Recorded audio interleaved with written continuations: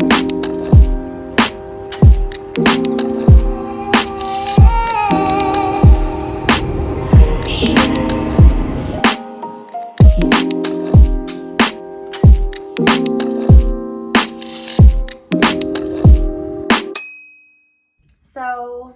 I got COVID tested this weekend, and probably not for the reason that you're thinking. So a couple of months ago, I made this video, somewhere up there, about what it was like, or what it is like, to teach English in South Korea during the pandemic. And while this video is very much true, it was how we were doing things at the time, it is how we are back doing things now. There was a period over Christmas where my school changed its strategy.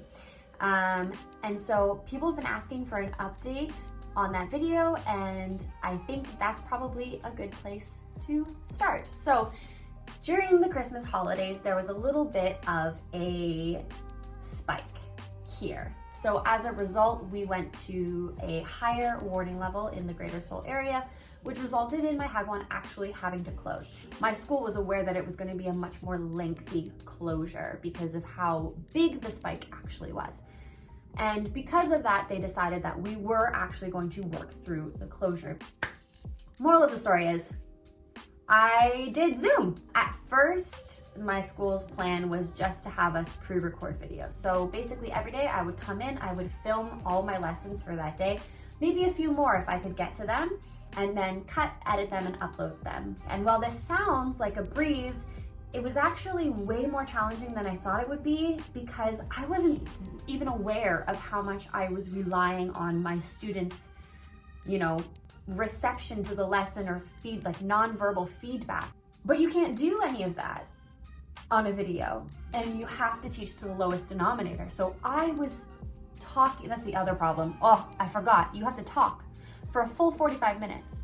I mean, I teach English, obviously, but the whole point in teaching English and teaching a language is to reduce TTT, teacher talk time, right? We're supposed to set an example, but we're not supposed to be carrying the conversation. It was very difficult. I got very hoarse by the end of the whole process because I was over-explaining, always teaching to the lowest common denominator.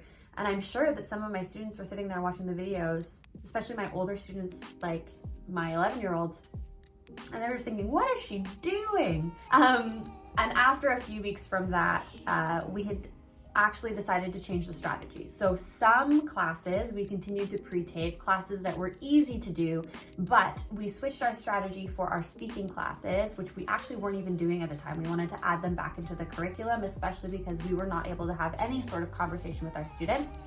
So the school decided to, in addition to these YouTube pre-taped classes, to add Zoom, which was like a whole another thing. Teaching when you know the mom or dad or nanny is sitting behind the camera is a lot more nerve-wracking. I taught the exact same way as I would have in the classroom, but just knowing that they're there watching you, it just gave me, and judging you too, not just watching me, but judging me, because many of them speak English. It was quite overwhelming for me. I'm very glad that we are back in normal school, but that's sort of, I guess, one person's perspective on the whole online teaching as an EFL teacher here in Korea. Also, as I mentioned, I got COVID tested this weekend. It felt the way a nosebleed tastes. That is the best way for me to explain it. It's not comfortable, but it's fast. So why did I get COVID tested? That's a great question. The answer is because I'm foreign.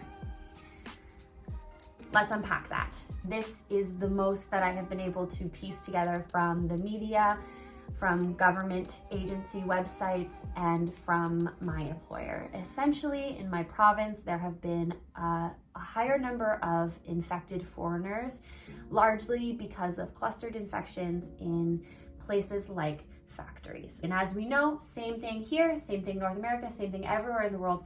Oftentimes factory conditions are not super ideal, especially during a pandemic, right? We saw it in North America as well, that there were large cluster infections in factories due to close proximity, among many other things.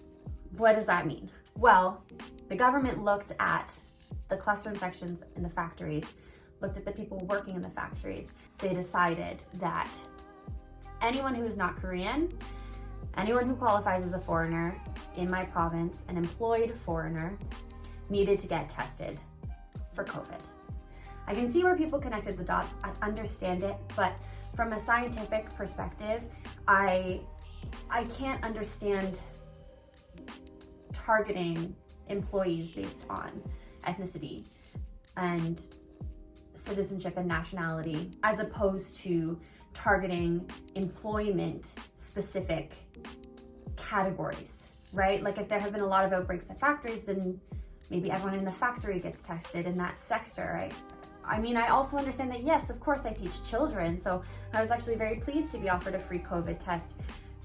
But at the same time, I have Korean coworkers that I work with every day. And so if I'm needing to be tested because of my work environment, the same logic should apply to them. We work at the same place doing the same things. The only difference why I have to do mandatory testing or risk deportation is because of my nationality, which I just don't think is right. I mean, I still am unpacking this and I'm looking to have a discussion. I want to talk to people with different perspectives who can maybe help me understand the rationale behind this, because what I'm reading is not helping me connect the dots. And honestly, a lot of the other people that I'm speaking to about it are equivalently as confused or are actually like very upset. Like, especially if I think of a reverse situation, let's say I'm back in Canada. Never in a million years would I think it was appropriate to COVID test all the immigrants in Ontario because there was an outbreak in a factory or in another sector of business that hires lots of immigrants. So to be experiencing that here as an immigrant, as a foreigner, I'm having trouble understanding. Yeah. But anyways, that's the update. Getting COVID tested sucks, but my test was negative, so that is everything for today's video. I hope it wasn't too much of a downer. If you did enjoy it, please don't forget to like, comment, and subscribe. I am particularly interested to hear different perspectives and opinions on this all foreigners must be COVID tested practice. So leave me a comment and let's have a chat about it. So I'll see you next week. Bye.